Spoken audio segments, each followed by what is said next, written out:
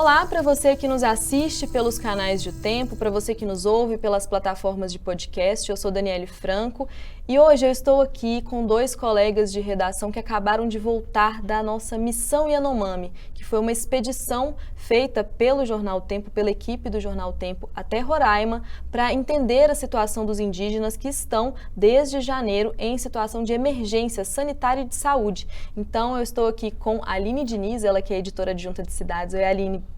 Oi, Dani. Oi, todos que nos escutam e nos assistem. E aqui com o Fred Magno, que é repórter fotográfico, que esteve lá também nessa missão. Oi, Fred. Oi, Dani. Tudo jóia? Tudo jóia para todos? Bom, a gente vê pelo material, né, que foi construído, que foi trazido, tudo que a gente criou de conteúdo que vocês trouxeram ali, lembrando para o nosso ouvinte, para o nosso espectador, que foi uma missão a muitas mãos, né? A Aline, Fred, foram várias pessoas que se envolveram nessa produção, desde aqui da redação em Minas, com muitas pessoas ajudando ali na edição dos conteúdos, na apuração de outras reportagens que podiam ser feitas daqui. E no próprio estado de Roraima, a gente teve também mais membros da equipe, que foram o repórter Lucas Moraes e o repórter fotográfico Flávio Tavares, que não estão aqui hoje, mas que também fizeram muito por esse material que a gente tem. Bom, e a nossa conversa hoje com a Aline e com o Fred tem a ver com uma visita que eles fizeram à comunidade de Surucucu, que é uma comunidade, Aline, você me corrija se eu estiver errada, Fred também, que ela funciona ali como uma base, né, para as comunidades indígenas ali daquela região do território Yanomami. E eles foram a única equipe de um jornal impresso aqui do Sudeste que realmente esteve, né, lá nesse local. E hoje a nossa proposta nesse episódio, né, nesse especial, é trazer essa perspectiva de vocês mesmo sobre essa experiência que eu imagino que tenha sido assim, né, única. E eu começo perguntando, assim, o que foi mais marcante nessa viagem, nessa visita de vocês à terra Yanomami, começando pela Aline.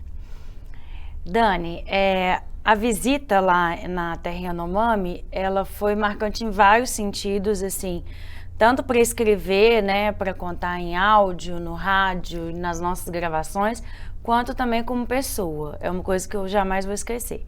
Mas para a gente entender os Yanomami, a gente tem que pensar que eles têm uma cultura única, própria, e a gente tem que pensar que é como se a gente chegasse numa terra onde ninguém nunca chegou, como se fosse assim, chegar em outro planeta. Então, são pessoas que têm cultura completamente diversa da nossa, são pessoas que falam outra língua, são pessoas que têm costumes completamente diversos, não tem internet, não tem celular, não tem luz, né? Então, eu acho que tem que partir dessa ideia, né? Assim, eles não comem a comida que a gente come, eles não têm nada a ver com a gente. Eu acho que é importante pensar assim, porque senão a gente leva os nossos valores. Então, esse é o primeiro desafio, é chegar nesse local e despir, assim, né? Tirar as nossas vestes da nossa cultura e se propor a conhecer aquelas pessoas. A gente tinha pouco tempo, a gente tinha 30 horas, e conhecer aquelas pessoas a fundo.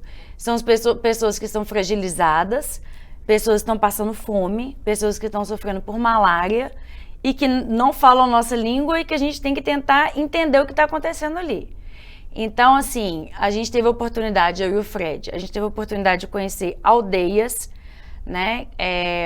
Para vocês terem uma ideia, essas aldeias, as pessoas vivem em chabonos, eles chamam de chabonos, as casas, são espécies de malocas, eles vivem assim, 30, 40, até 300 pessoas numa mesma... Dentro do mesmo ambiente? Dentro do mesmo ambiente, As famílias se organizam... E aí, por isso que eu falo que a gente tem que esquecer a nossa cultura. Tentar entender a cultura deles, né? Respeitar inteiramente e entrar naquela cultura. Então, eles vivem ali cada núcleo familiar se organiza em volta de uma fogueira dentro dessa chabona que é construída ali de madeira e palha por cima. Então, eles fazem fogueiras e colocam como se chama, Fred? Aquela redes. E aí os mais novos vão ficando em cima, essas redes são piramidais, eles colocam de maneira piramidal. Então as crianças vão ficando em cima e os adultos mais embaixo, perto de uma fogueira. Então, para você, o que mais marcou foi essa diferença cultural mesmo. A diferença cultural é muito marcante e você só consegue acessar, você só consegue entender a crise humanitária de saúde que eles estão vivendo se você entender essa diferença cultural. Porque quando você pensa que as pessoas estão morrendo de desnutrição, ou que as pessoas estão morrendo de malária, ou que as pessoas estão morrendo de fome, você pensa assim, pô, mas elas moram na floresta amazônica, né? Elas moram de malária, por que não procurou um atendimento médico? E não é assim, né? Elas têm outras questões culturais ali que as impedem de procurar ajuda ou de ter acesso a essa ajuda, A né? reação delas diante dessas adversidades é diferente da nossa, né? Elas não têm essa linha de pensamento que a gente usa, que a gente considera padrão, mas a deles é diferente, é basicamente Completamente diferente. Eles não têm remédio, eles não têm medicina, como a gente Como a tem. gente tem. É claro tudo deles é na natureza, né? É, claro que eles têm outros meios, mas aí a gente tem que entender que entra um outro fator, que é o fator humano branco, né? O homem branco. Então a gente tem que entender para a gente entender essa situação, a gente tem que entender que entra o garimpo, que desestrutura isso e traz doenças que eles não conheciam. Sim. Entendeu? Mas para a gente entender tudo isso, a gente tem que entender essa diferença cultural, né? Fred, para você, assim, o que foi o mais marcante dessa experiência, dessa visita? Tirando a ansiedade, né? A vontade de estar lá, assim, o que foi mais marcante para mim mesmo foi na hora que nós chegamos no hospital lá na comunidade. Porque foi uma coisa assim inusitada, que não estava fora dos planos, né? O Exército já tinha falado que a gente não conseguiria chegar até lá. E Deus encaminhou assim, que foi de repente, na hora, conseguimos, vamos lá, né? E na hora que chega, é muito impactante. Você A gente até tem imagens aí, para quem acompanha a gente pelo YouTube, pelo canal Tempo, dessas crianças doentes, né? Desse local que foi montado ali a gente vê aí na imagem, né? As crianças deitadas em redes ali, todas elas estão. Esse é o CESAR e qual que é? Elas estão ali para receber atendimento. Atendimento ali, então, o pessoal está desnutrido, com malária, com todo tipo de doença, né, que eles estão agora. E é muito triste, é triste. Quando você vê as crianças, tem uma foto minha que tem, né, uma criança comendo assim num canto assim, eu peguei ela de costas, porque assim que nós entramos assim, é impactante, né? E o pessoal falando assim, vamos preservar as crianças, né, para não mostrar e tudo. E eu tentando ali, né, nós tínhamos pouco tempo, a gente não sabia, na verdade, o tempo que teríamos, né? Por qualquer momento, o coronel podia chegar e falar, vamos embora, chega, acabou, vamos embora, vamos sair daqui. Então, tinha aquela apreensão, assim, tem que fazer tudo rápido. Eu estava filmando e fazendo foto ao mesmo tempo. E chegaram já falando, não faço foto das crianças, mas eu tinha que trazer alguma imagem. As crianças estavam mais desnutridas, né? E é o que dá mais impacto na sociedade para mostrar isso, né? Então, eu abaixei ali, fiz aquela foto ali dessa criança, assim, que estava assim, né, a situação terrível, ela comendo ali, né, meio suja ali, muito magra. Um flocão, né, uma coisa de milho. Isso. Que ela estava comendo. A gente até vê nessa imagem aí, né, dessa imagem da nossa capa aqui, a nossa imagem desse indígena que segura aí alguns sacos de comida, né? Me parece que é um flocão, na verdade, que é um fubá, alguma coisa assim. Vocês que estiveram lá, essas comidas, esses alimentos que são enviados ali, que chegam via doação, eles atendem às necessidades culturais desses indígenas? Como que eles já comiam isso antes? Como que funciona essa comida que chega para eles via doação? Não, esse é o Raul. A gente visitou a chabona dele. O Raul serviu o exército por 5 anos e por isso que tinha uma maior abertura de ir até a aldeia dele. O que ele está segurando são os alimentos que são mandados para a terra Yanomami por aviões gigantes, que eles não conseguem pousar lá, porque a pista está cheia de buracos, etc. Então, os alimentos caem com paraquedas. Então, ali tem arroz, tem essa espécie de fubá e farinha, assim, de mandioca. Leite também. Muita sardinha eles entregam, né? Sardinha, fubá, entregam. E a gente mata a fome, mas é um problema, né? É um Porque problema. eles não se alimentavam de comida processada. Não. Sim. Então era tudo orgânico, né? Eles tinham a saúde, né? E agora estão comendo processado, assim. Tem até uma curiosidade, né? Por causa que, como eles comiam a comida orgânica, né? Eles pegavam o resto da comida deles e jogavam no mato. E a natureza mesmo era orgânica. E agora, com esses alimentos processados, né, Aline? Nós vimos muito lá, muita sujeira que eles jogam. Acho que eles ficam esperando, né? A comer se decompor, mas Não se decompõe, é não se plástico, decompõe. né? Que é outra coisa da cultura também. Da cultura deles. Por isso que eu falo assim, que quando você chega, se você não tenta entender essa cultura, você vai chegar e vai imaginar, pô, mas eles estão jogando lixo. Não é isso. Não é isso. Entendeu? Por isso que o olhar, ele tem que entender primeiro a cultura daquele povo. Ele tem que entender que essas pessoas, eles não tiveram convívio com a gente. Então, eles não têm a noção de lixo, de degradar, de nada disso. Então, eles não entendem que aquela lata de sardinha, ela não vai se decompor, que aquele plástico não vai se decompor. Então, eles estão criando outro problema para eles que eles não fazem ideia. E que a culpa é nossa, né? É toda nossa. E uma outra coisa que eu queria ressaltar, que o Fred fala, que a gente mostrou na outra imagem, das redes, aquela imagem, Dani, das redes e do hospital, essa imagem. A Chabona é assim. Então, a gente também não pode falar que, assim, claro, né? Tem várias crianças desnutridas e é essa imagem que choca, né? Da desnutrição, das crianças muito menores do que elas deviam ser. Mas esse ambiente das redes em pirâmide, como elas são colocadas, é como eles vivem. Ouviu-se muito, né, esse papo, essa coisa de que isso é improviso devido à grande crise, as crianças estão dormindo em redes, mas não é isso, né? Não.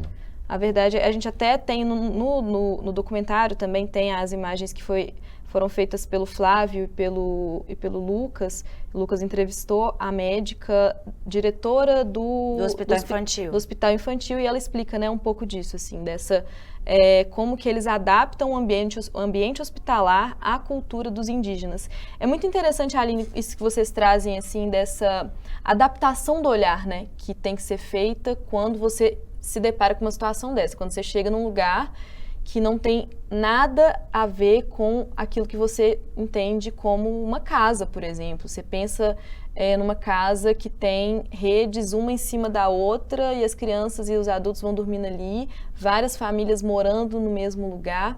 Vocês acham que isso impacta, assim, nessa ajuda, nesse olhar da sociedade como um todo, que os Yanomami recebem, agora que estão recebendo esse olhar diante dessa situação que realmente merece, né? Um olhar cuidadoso e um olhar ali de cuidado. Eu acho que no primeiro momento traz muito preconceito. Eu acho que eles estão vivendo uma coisa que eles não sabem nem o que é, né? Eles não sabem o que é preconceito. Eles não têm ideia do que é preconceito, do que é essa avalanche de coisas agora que eles estão vivendo. Tanto que uma coisa que marcou me marcou, e eu tenho certeza que marcou o Fred também, que a gente já conversou sobre isso várias vezes. Eles trazem no olhar uma alegria, uma leveza, apesar de estar vivendo umas situações terríveis que a gente, se a gente estivesse vivendo, eu tenho certeza que a gente estaria muito mais desesperado. Eles não trazem isso no olhar, né? Assim, se você for pensar bem, aquela terra, aquela parte da Amazônia ali, é deles, né? Quem invadiu foram os garimpeiros. Então, mas eles não têm esse ódio, eles não retratam esse ódio quando eles estão conversando com a gente e tem um intérprete ali, o Júnior Yanomami, que é uma referência para eles. Eles não têm ódio, eles não têm rancor, sabe, assim. E isso, todos esses sentimentos me parecem que estão sendo levados agora para eles. Então, quando você olha a situação, e aí você fala assim, nossa, mas eles têm tanto de lugar, eles poderiam fazer redes mais passadas, ou coisas. A gente não tem como julgar. Sim. E aí eu acho que agora estão vendo como a gente vê como preconceito. Então, por isso é que eu falei, assim, que o que mais me impressionou, o que mais me marcou é ter que tirar tudo que eu imagino, todos os meus preconceitos, para eu conseguir entender esse povo. Eu falava com o Fred sempre isso, Fred, a gente tem que entender, a gente não pode vir com os nossos preconceitos. As crianças vinham brincar com a gente, as mulheres às vezes eram mais hostis, porque elas não falam nada de português. Com a câmera também, né? A câmera é uma coisa que intimida muito. É. E elas não falavam nada de português, só quem falava eram os homens. Isso. Mas você dava um sorriso para elas, Respondia na hora, né? elas respondiam, Sorriam sabe? de volta, né? Sorriam de volta. Então, assim, você... Muito puros, né? Muito puros. Você vê, assim, na expressão deles. É um senso de comunidade, eles vivem no verdadeiro senso de comunidade ali, de todo mundo. Então, vamos lá, elaborar isso aqui. Assim como dentro da comunidade deles ali, da aldeia, eles se entendem enquanto comunidade, enquanto uma célula que se ajuda, que colabora entre si, eles também acabam entendendo o forasteiro desse jeito. Exatamente. Entendi. Eles, por exemplo, tem o que a gente chamaria de cacique, né? Lá se chama Tuxaua. Mas o Tuxaua, ele não é um grande senhor que manda em todo mundo. O que a gente observou lá, o Tuxaua, ele se veste como os outros, ele não tem um grande cocar o tempo inteiro, ele tá ali meio que para organizar. Todo mundo conversa com ele no mesmo tom, todo mundo se organiza no mesmo tom. As chabonas, elas são iguais. A gente não percebeu uma chabona melhor do que a outra, uma chabona mais bonita, sabe assim, não tem isso. A comida é igual, quando a gente viu a distribuição de alimentos. Não tem uma pessoa que fica com mais alimentos do que a outra. Então, o senso de coletividade, ele existe sem sombra de dúvidas, isso não existe dúvida, né? Os Yanomami, eles têm esse senso de coletividade mesmo. Tanto no hospital, quanto na aldeia, quanto no hospital de campanha em Boa Vista, é uma coletividade imensa. E todos os homens saem para pescar, todos juntos, não importa se é criança, mais velho, todos saem para pescar juntos, sabe, para caçar. A gente viu uma saída deles para caçar. Sim, sim. Né? Assim, chegamos na aldeia, tava só as mulheres e as crianças, né? Tomando conta da aldeia, e os homens todos tinham saído para caçar e pescar. E nesse momento que as mulheres estavam sozinhas, elas tinham autonomia ali, né? Tinha autonomia, tanto que na hora que nós chegamos mesmo, elas não queriam deixar a gente se aproximar. E já era uma aldeia que já tinha um contato com o exército, já sabia, mas podia estar com o exército ali, que elas chegaram e falaram, não vão entrar, até o líder chegar, vir conversar para conseguir esse acesso à aldeia. E como que é, Fred, essa relação, como é que foi essa relação deles com a câmera? Vamos lá. No hospital de campanha em Boa Vista, já é bem mais tranquilo, né? Que são os que chegam, né, lá em Boa Vista, parece que já estão ficando mais acostumados. Tem até uma foto minha que tiraram minha, assim, eu fiz a primeira foto de uma criança, aí ela falou, deixa eu ver. Aí eu mostrei, aí começou a aglomerar, né? Aí chegou um monte de criança, eu fazia a foto, eles começaram a fazer a foto. Foi muito tranquilo. Agora, na aldeia, as mães, as crianças, tinham umas, né, que parece que já sabe da cultura da foto, que ficava fugindo da câmera.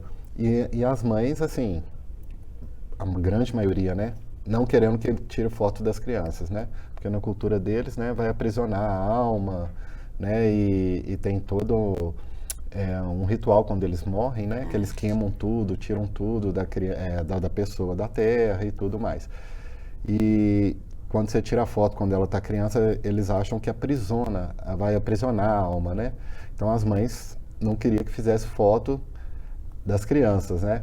Entendi. Então teve mais isso aqui, mas a mesma cultura lá no hospital estava super tranquilo.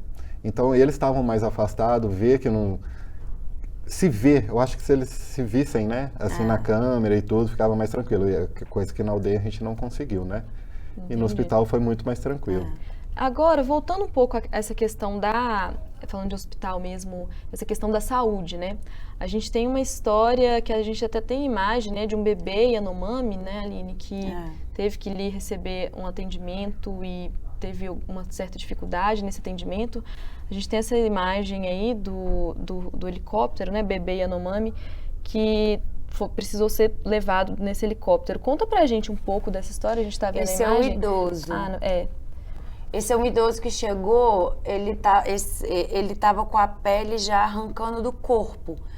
Você vê como é que às vezes eles têm essa dificuldade de pedir ajuda ou a dificuldade de chegar um helicóptero, porque são mais de 300 comunidades. Então, às vezes é um helicóptero só para chegar todas essas comunidades e demora, e algumas comunidades não são nem conhecidas, né? Então, muito triste a gente acompanhou também, eu e o Fred estávamos lá, o Fred fez essas imagens, uma situação muito, muito, muito impactante, assim. Essa é a situação do bebê. Esse é o Júnior Yanomami, lá, que é quem ajuda. Só para a gente esclarecer para quem está ouvindo, né, o nosso conteúdo aqui, a gente está vendo as imagens aí de médicos do Exército, né, Aline, que estão ali fazendo o resgate de uma criança Yanomami que está embalada ali, né, enrolada num pano. Sim, esse aqui foi a primeira tentativa, esse é o mesmo bebê, né, que está entrando no helicóptero, eles estavam tentando resgatar, eu acho que ele deu algum problema, ele deu uma parada assim, cardíaca, não foi? Alguma coisa assim.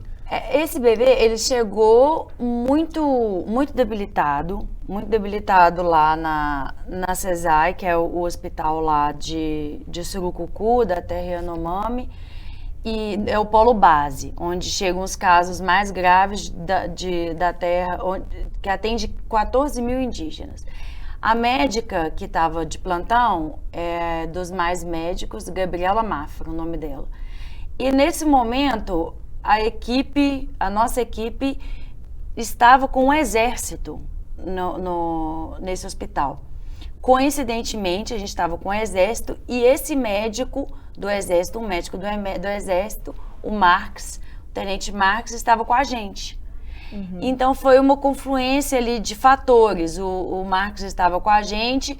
Primeiro eles tentaram fazer essa remoção desse bebê numa aeronave da Voare, que é quem atende ali o CESAI. Só que o que aconteceu? Quando o bebê chegou na pista para poder decolar, não tinha espaço na aeronave. Porque o que acontece? Quando vai um bebê Yanomami, geralmente ele vai com a mãe, vai com outro filho da mãe, e nesse caso teve que ir uma tia, porque a mãe do bebê estava com um quadro muito grave de malária. Ela não estava conseguindo ficar em pé, pra vocês terem uma ideia assim. Só que não tinha vaga nessa aeronave, ele teve que voltar.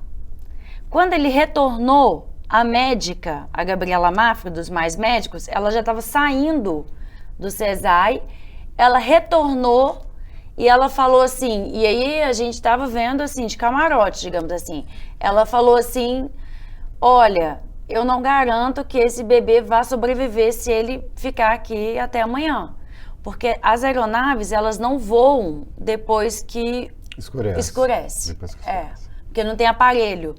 Né, elas voam só no piloto mesmo, ali não tem aparelho, nada. Aí o que aconteceu?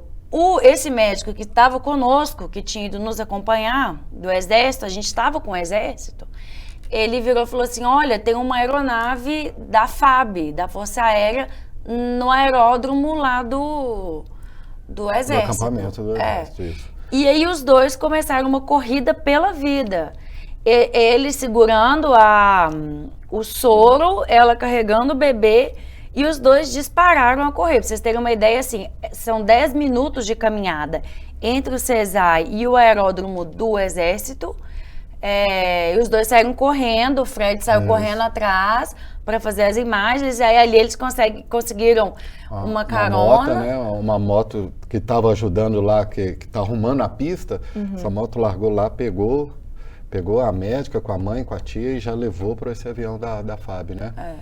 E aí eles conseguiram levar o bebê até Boa Vista. A gente não sabe se o bebê sobreviveu ou não. A gente não sabe se ele tinha malária também. A gente sabe que ele tinha um quadro severo de desnutrição e desidratação. Porque ainda não deu tempo de fazer o teste de malária. Ele tem qual idade? 2 meses. E quando você pensa numa criança de 2 meses, né? A gente, assim, não sei, imagino que lá também seja isso, assim, da amamentação ser o que dá a nutrição para a criança. Com uma mãe com um quadro de malária gravíssimo. E desnutrição também, né? Que ela estava também com desnutrição. Nossa, acaba virando uma cadeia, né? Uma bola de neve ali que vai se acumulando e agravando ainda mais essa situação. E ele estava muito pequeno. Assim, ele não parecia ter 2 meses, né, Fred? Ele parecia. Ele parecia que tinha acabado de nascer. Porque ele era muito pequenininho. Ele era muito pequeno. E a cena, eu acho que foi a cena mais triste que a gente viu, né? Uma das mais tristes. A gente ficou, assim, o Fred teve que fazer imagens. Eu ainda pude ficar parada vendo a cena e depois eu pude construir o texto, né? Tem até uma foto que eu fiz da médica cuidando do bebê na sala, o recém-nascido, por isso que eu te falei que eu acho que teve uma parada cardíaca dele, que eu via elas fazendo massagem, né? Nessa hora eu estava fazendo foto, aí eu tentei passar para vídeo. E isso não é muito impactante. Aí eu falei, não, o bebê não sei se vai conseguir. Porque era muito miudinho, muito pequeno, muito frágil, sabe? Minha mãe ali assim do lado. Foi triste, difícil, né? muito triste. É uma situação que se repete, né? A gente pensa nisso que não foi a primeira e nem vai ser a última vez que isso vai acontecer. Aí você já começa a pensar, né? Até que ponto que vai a ganância do pessoal, né? Porque o garimpo é simplesmente ganância, né? Simplesmente ganância. 8 pessoas, principalmente mulheres e crianças, que precisam ser levadas para Boa Vista todos os dias. E aí elas precisam ser levadas de helicóptero. A única maneira de... Assim, os garimpeiros estão fugindo de qualquer jeito, né? De barco, correndo, a pé e tal. Mas a única maneira de sair um doente de lá é de helicóptero. Porque essa pista do Exército, ela não está apta a pousar um avião grande. Um avião que tem UTI, por exemplo.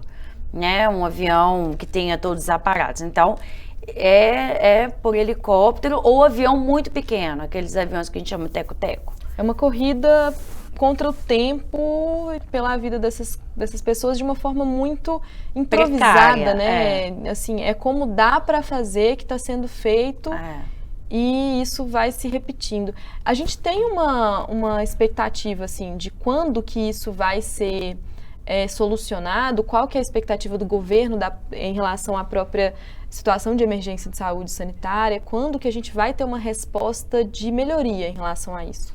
Bom, a pista do Exército, ela ficaria pronta em 3 semanas se o tempo lá estivesse ok, porque a Amazônia, na região da Amazônia chove muito, então eles precisam de uma estiagem, né?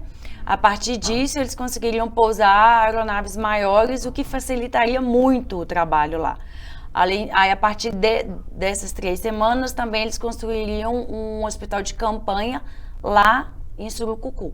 Porque se você for pensar bem, o tratamento não é difícil, né? Assim, não é um tratamento que você precisa de respiradores, UTIs enormes, não. O tratamento de malária é simples, não é um tratamento grande, não. Esse que precisaria de muitos aparatos e muitas coisas. Precisa de gente, né? Profissionais e precisa de estrutura, que não é uma estrutura enorme. Então, assim, a ministra, né, a Guajajara, esteve lá em Roraima, a gente conversou com ela, então ela deu esse panorama, 3 semanas para a pista, a partir daí ela construiria o hospital, mas ela não firmou uma data. E, por enquanto, os garimpeiros ainda estão fugindo, né, eles ainda deixaram parte do espaço aéreo aberto por um tempo ainda. Uma rota, né? Eu acho que eles deixaram uma rota para eles saírem. Eles saiam mesmo, né? E não tem, assim, o que nos parece, eu não sei, o Fred pode dar a opinião dele, mas o que me pareceu é que tá devagar. Entendi. Sabe, assim, para quem foi lá, para quem viu aquele hospital que só tem 2 salas e que só tem um helicóptero que chega lá e que precisa ficar pedindo ajuda, igual essa médica que deu a sorte do médico do Exército estar lá, o que me parece é que as situações são evitáveis, continuam sendo evitáveis e que o governo está dando passos muito lentos.